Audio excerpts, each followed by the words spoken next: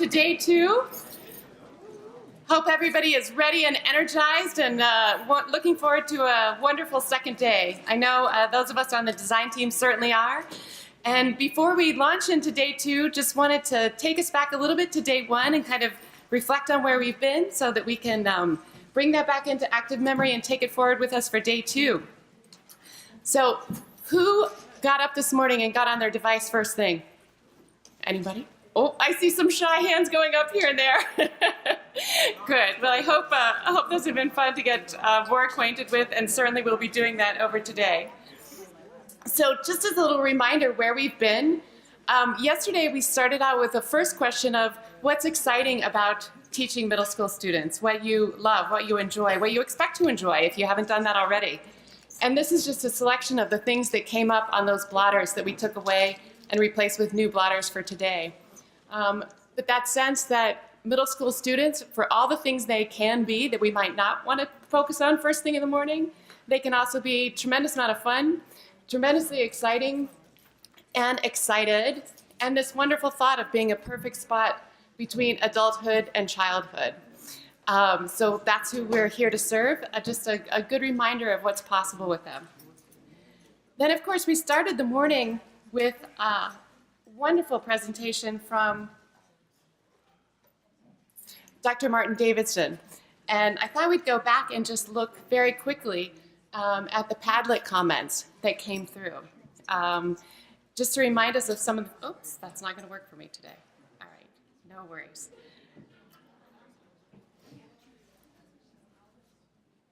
Oops.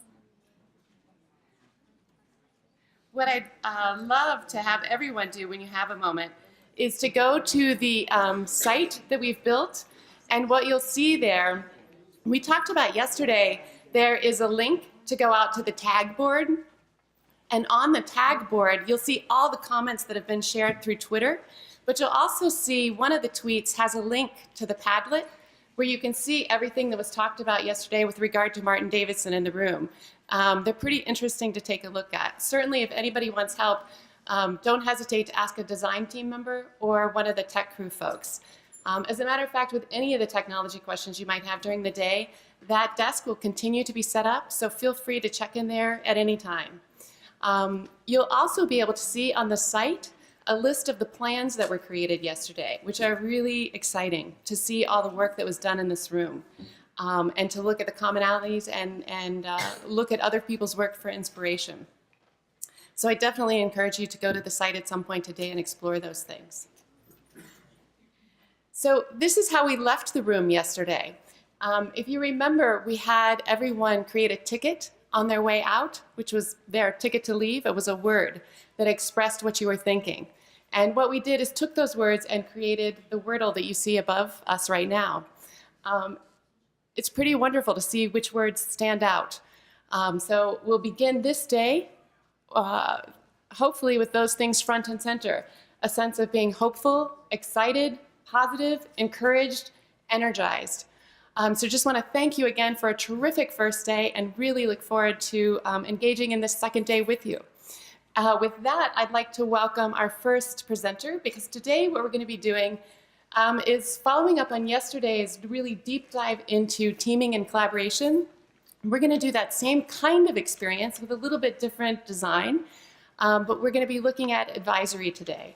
And you're going to be hearing from several folks who are deep experts in this area and who are going to walk us through what we experienced yesterday as a learning lab, and then we'll go into those same creation stations and sharing time as well. So with no further wait, I'd like to welcome, who's going to get started? Great. I'll transition for us. Okay. That's fine.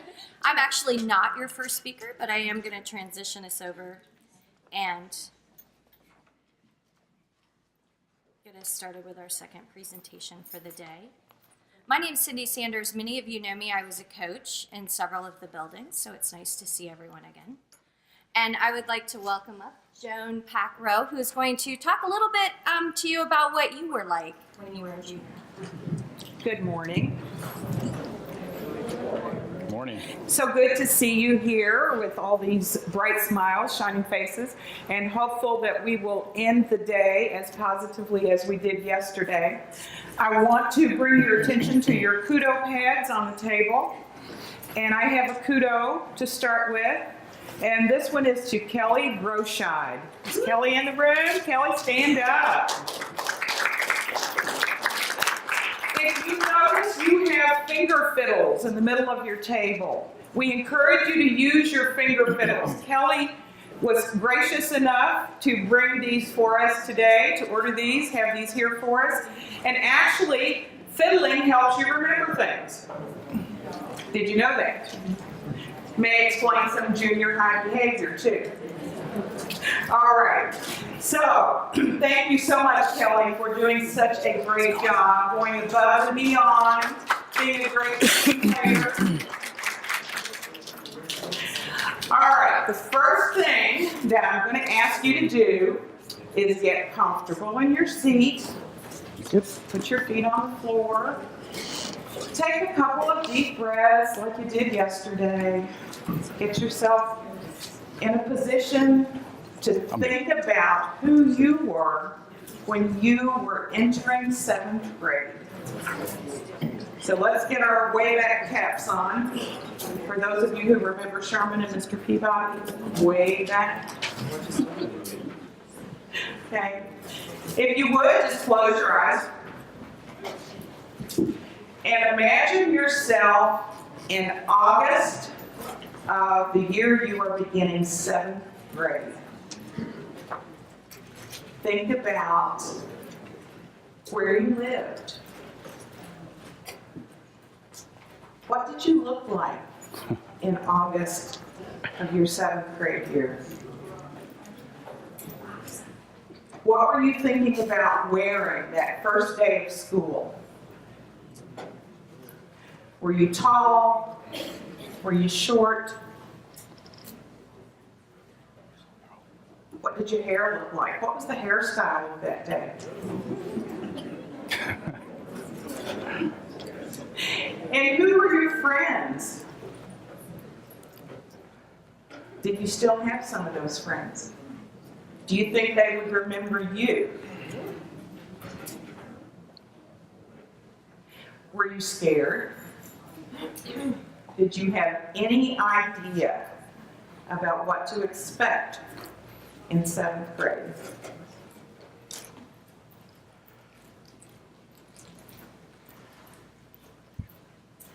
All right, now that you have a mental image of yourself, what I'd like you to do is just discuss at your table for about 5 minutes who you were as a 7th grader. There are a list of guiding questions on the table if you feel like you need them. Just a white sheet of paper. It's right in front of you there, Kim. There you go. So take about 5 minutes. Think about who you were as a 7th grader. And then we're going to come back together and talk about that. So, first question. Who had a picture of themselves here today as a 7th grader? Who brought a picture? Oh, we got somebody back here. And over here, picture. Okay, you guys deserve a prize. So Kelly is bringing around a prize for you. So since you had a picture of yourself, let's see what you have. Can you pass it around, Miss Kenny? Yes, I will. Okay, great. Anybody else have a picture? Well, pull it up and we'll reward you. We have great prizes today. More pictures? I do. Oh, we got one over here. I love it. I love it that you all have pictures. Okay. Who is willing to share their thoughts about who they were as an entering 7th grader? Anybody? Oh, good. Here you go. Let's hear what you were like. I can't wait. I was a terror. I was 4 or 5 in junior high. I lived in Syracuse, New York. I moved here when I was a freshman in high school. So I was living in Syracuse, and I was a skate for it. And I feel like I laughed out a lot at maybe my teachers and peers because I was still trying to figure out who I was as a person. So there's that. All right, thank you. So that was a huge event in your life, I would say. Who else wants to share what they were like entering 7th grade? My school was actually K-8, so by the time we got to 7th grade, we were like popular kids. So, but I knew how to like teeter the line and not get in trouble. My other friends stayed in detention and getting put out of school, but I was pretty cool, calm, and collected one in 7th grade. Just nervous about the work. Oh, thank you, Mr. Lewis. Anybody else? Got one more back here.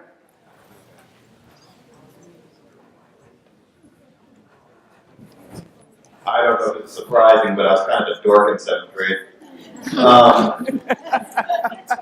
I changed schools, and to cover up my dorkiness, I bought a No Fear baseball t-shirt and thought I was so cool. I was not. I love that story. Okay, one more, and then we're going to move on to who Ray was when he was in junior high. One more? Anybody? Oh, come on, somebody. Here's one. Great. You guys are a great table today. When I was in 7th grade, I pretty much didn't have a clue. I was a good student in my work all the time, but I loved to talk, so I always got in trouble for talking in class. But you're such a lady now. Yes. Thank you. All right. Well, those are great stories and great memories, and I hope that as we move through the day, you keep remembering who you were and what some of those feelings were like for you as you were entering 7th grade and progressing through the year. Thanks, Joan. Now, I realize one thing, that the release of test scores is an extremely difficult act to follow because you're all on dashboard right now looking at your OAA results. So I'm going to respectfully and professionally ask you to please close your device. Please close your device.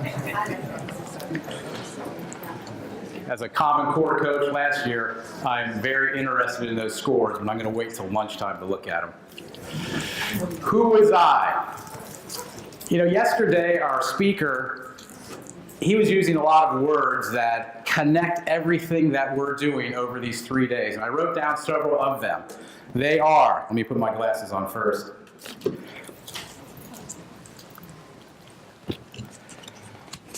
Those are consider, reflect, initiative, re-imaging, change, recreate.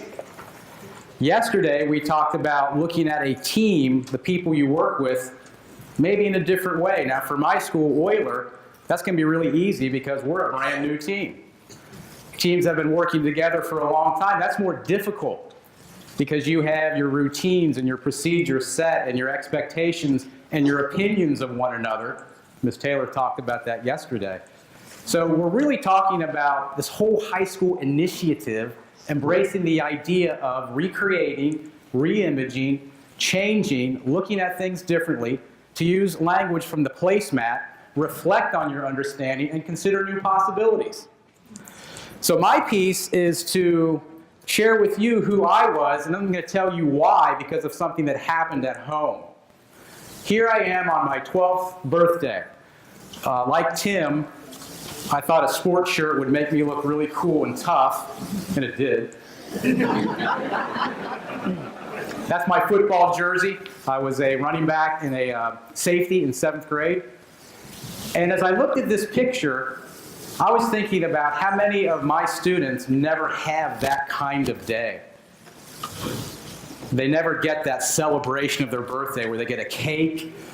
We got to choose a box of sugared cereal from the store as a present because we weren't allowed to eat sugared cereal when I was a kid. How many of my students never got that day? I need to think about that when my students are in front of me, especially if it's his birthday and he didn't get that day. This next slide, for me in middle school, sports was one of the two things that was most on my mind. This was the summer before my 7th grade year. I'm on the far left in front, the tall boy. I'm holding a trophy because I won the 12 and under tennis championship for Green Hills. But here's the point of this picture. On the far right in the front row is my older brother Ken, who was a runner-up. Look at his face.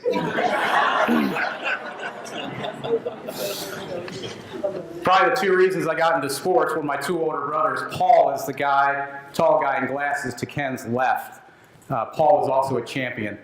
But in middle school, I was highly competitive, unlike now. And how many of our students are competitive, and do we tap into their competitiveness? Not cutthroat, unfair competition, but fair, spirited competition. Think about your students today through the lens of who you were in middle school, and if you were, like me, competitive in some avenue, think about how you can tap into the competitiveness of your students. Okay, this is the bad one.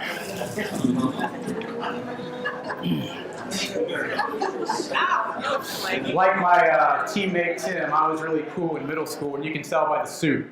This suit is the ugliest suit in the history of humankind. This suit was worn by my two older brothers. I had to wear this suit at my 8th grade graduation, and I was so embarrassed. I was so embarrassed I let my hair grow so long to try to cover my face. That's bad. That's bad. So I knew that my clothes wouldn't get the attention of girls, so my friends and I came up with another strategy when we were in middle school to get the attention of girls. You know what we did? We spat on them. I know that's really sexy. We spat on girls, and then we knew that that made the girls interested in us because when we spat on them, they would scream and yell and try to run after us and slap us. I mean, I can't imagine doing that now. But when I was 12, my friends and I did that, but it's not because we were evil, wicked people. It's because we were 12-year-old idiots who, as you will learn later, a part of the front of our brain wasn't fully developed yet. So here's the closure to this piece.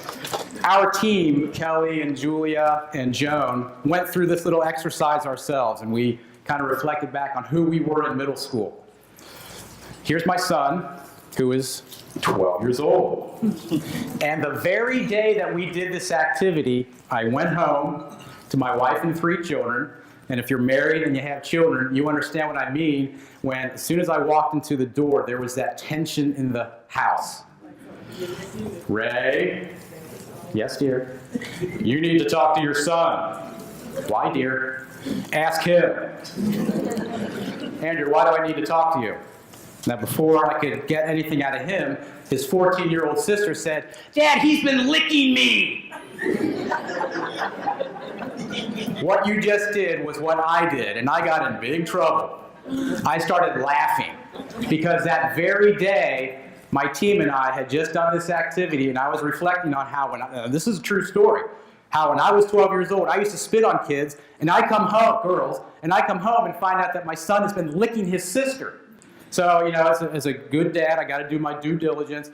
Andrew, why have you been licking your sister? And what I found out is that because she's a little bigger and old and stronger than he is, she had him pinned down. He couldn't get out, so like a good street fighter, he improvised. He licked her on the chin. And she screamed and got off him, and it worked. But upon further investigation, what I learned is he and his little cadre of buddies at church, no less, have been running around licking the girls on their elbows.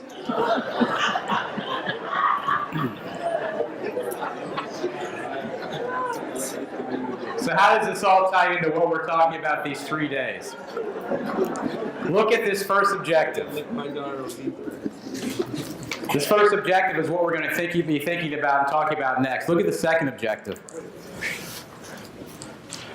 That's the one that really hit home for me when I got home, literally, and had to deal with my son who's licking girls. That I had to be able to respond to my son, not like, oh, he got in trouble, he got grounded, he wasn't allowed to go down to Samuel's house and swim, which is a big deal.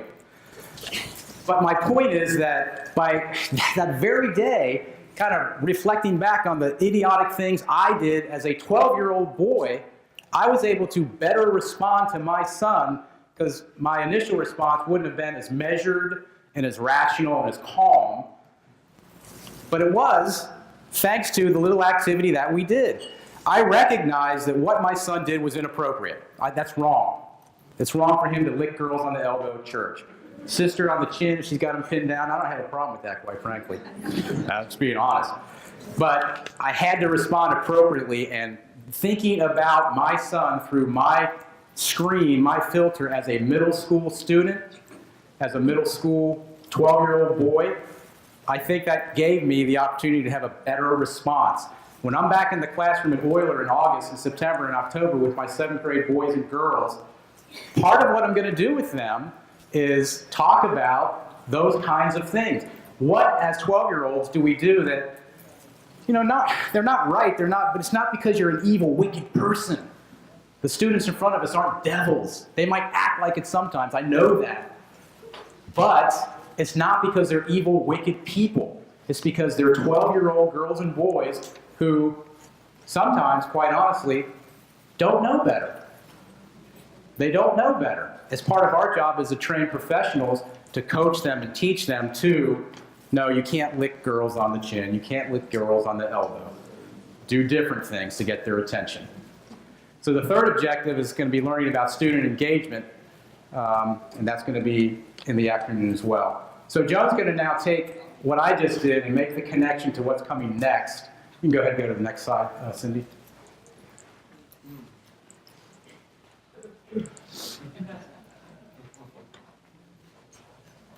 So we started out with thinking about who you were. Let's think about who you are now.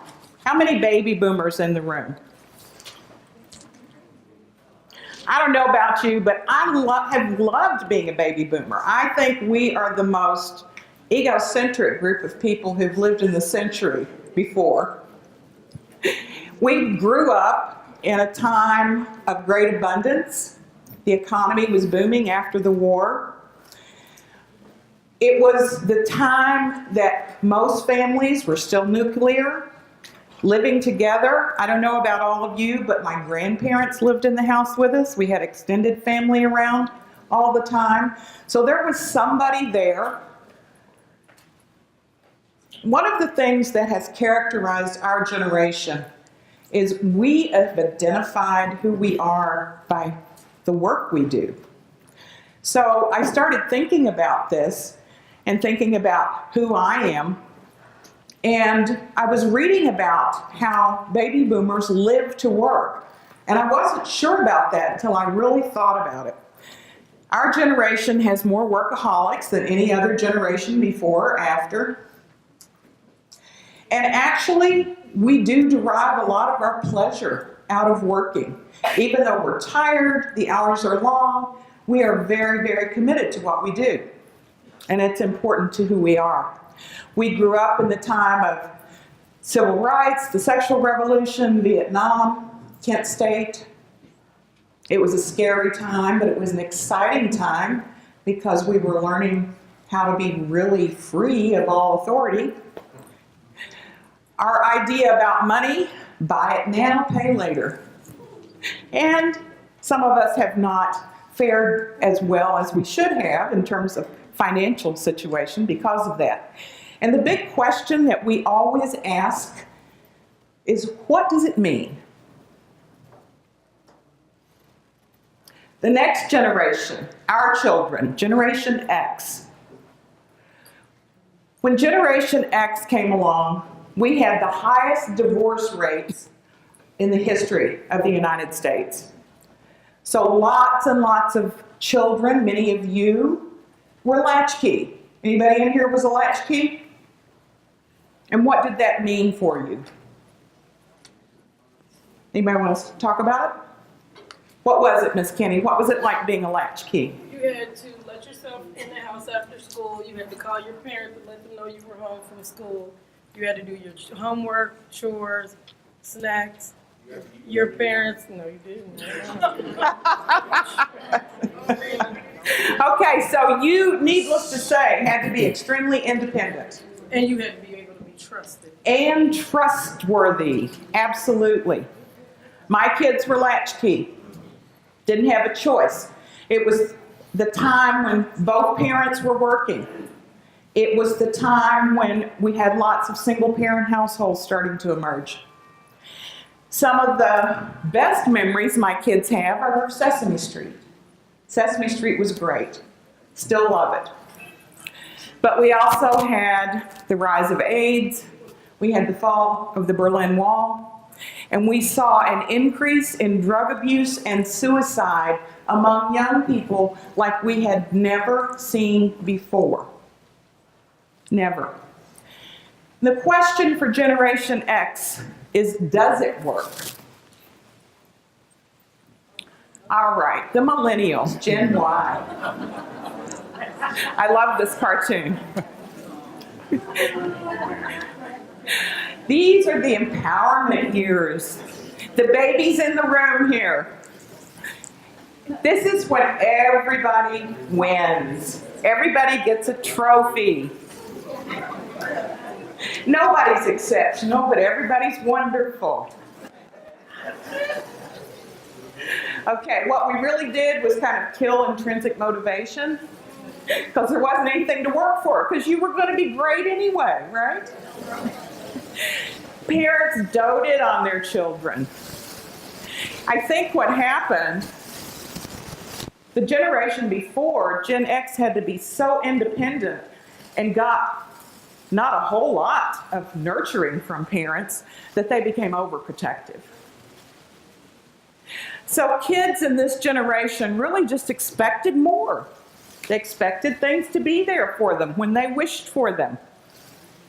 We also saw a lot of helicopter parents developing, which we still see. This generation has been said to be, now I'm not saying this, but research says that you are a materialistic and brand-oriented generation. Would you agree with that, or is that offensive? Yes. Yeah? Yes. Pardon? Helicopter parent. Uh-huh. Somebody who hovers, somebody who's constantly making sure that you as a teacher are giving my child the best grade possible because he is so brilliant and wonderful. Some of the things that defined that generation, some of the things that have gone on, Columbine.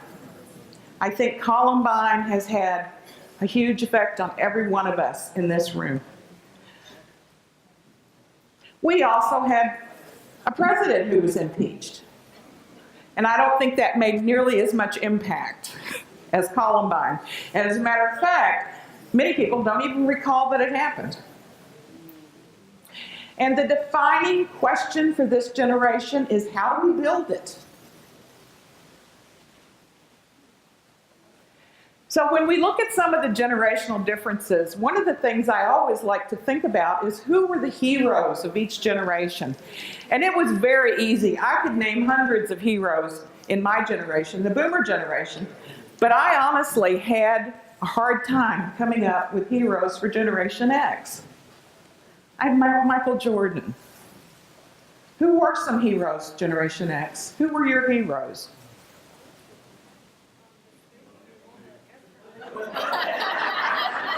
I didn't hear that. What was it? Run DMC. Okay. But I also heard Challenger. Challenger and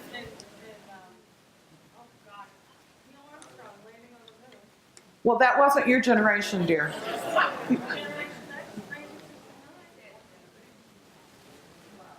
I did say that. I'm sorry. I'm claiming that. I shouldn't do that. We boomers do that. We claim good stuff. Okay. I'm sorry, Lori. That does belong to you. And who would Gen Y say are the heroes besides themselves? Gen Y? Steve Jobs. Tupac? Okay.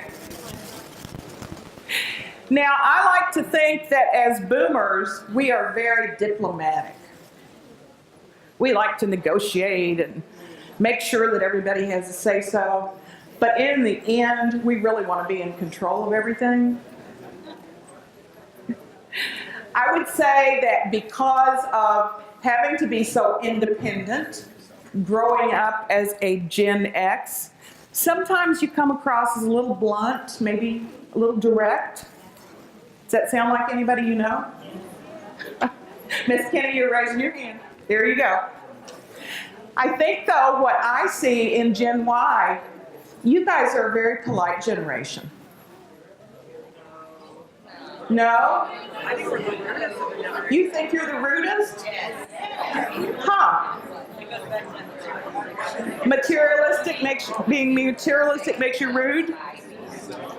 Okay, well, that's interesting, and I'll have to be observant today to see. Now, in terms of technology, boomers, think about what was the big deal with technology. Anybody in here remember those big box TVs? Yes. Oh, they still have them at Withrow, right? And Riverview. Riverview has them too. Now, my family, we were in no way well off. As a matter of fact, we were quite poor. But we did manage to get the first TV in the neighborhood. And I can remember every day after dinner, many of the neighbors came. And everybody piled into the living room. And they were there until the TV went off at 11 o'clock at night. And my mother was so aggravated with that. You also had to have this big antenna on top of the mountain. And anytime it snowed or rained or the wind blew, the antenna came down. Well, my mother actually paid my sister and I to go up a couple of times and take the antenna down so that the neighbors would not come to the house. So that was our big deal. We also had the microwave. Generation X, you saw the first cell phones. Remember those big phones? Yeah, big things. You had PDAs. Pagers, personal computers, yes. What other good stuff? Cable box. A cable box. Very good, very good. Walkman. Oh yes, Walkman. With the tape.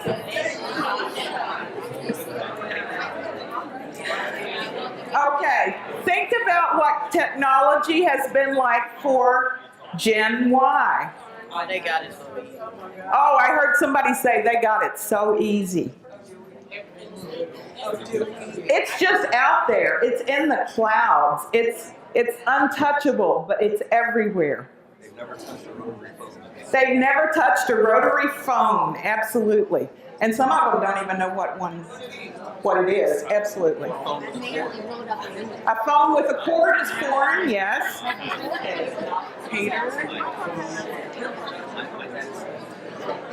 Okay, I know that this is great reminiscing. Let's think about what motivates each generation.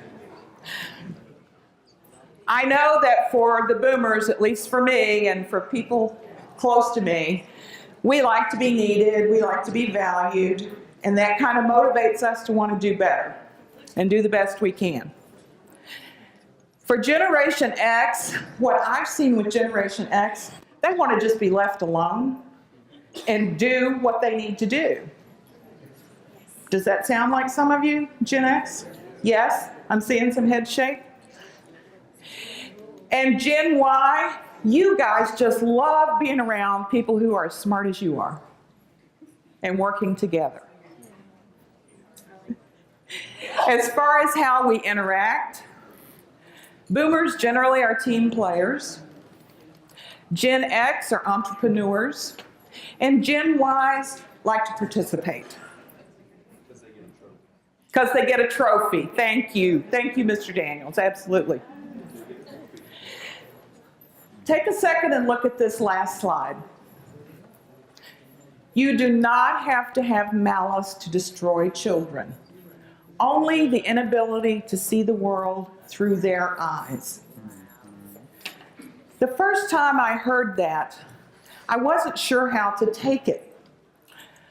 A very powerful woman, at that time she was a professor at Stanford, and I heard her talk, and she said this to a group of teachers, and I looked around the room, and some looked puzzled, and some looked like they agreed with it, and some even looked a little put off, a little angry.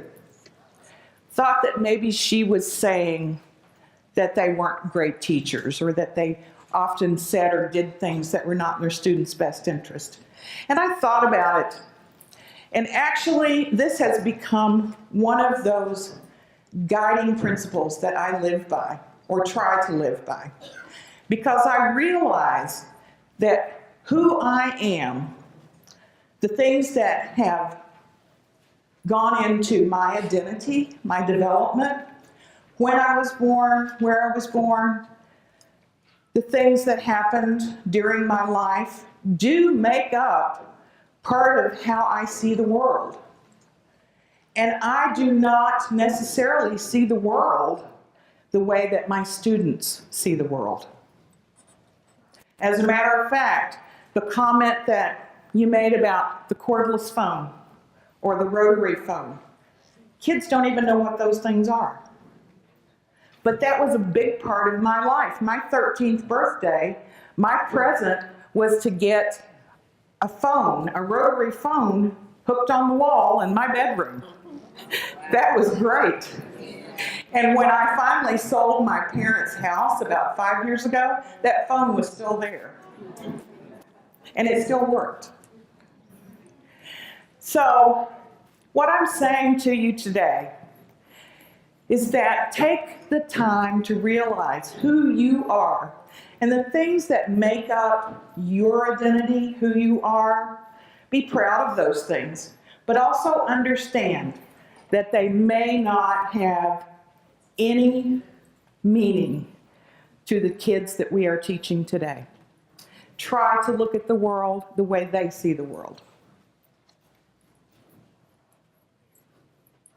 So again, the objectives today, being aware of the research regarding junior high students' brain development and how social emotional learning is linked to academics. Dr. Hall and Dr. Johnson are going to talk to us a great deal about brain development. Next, we're going to talk again about knowing and recognizing developmentally appropriate behaviors and expectations for our junior high students. And then lastly, learning about student engagement, what it is that those kids need and what we can do to help them get that.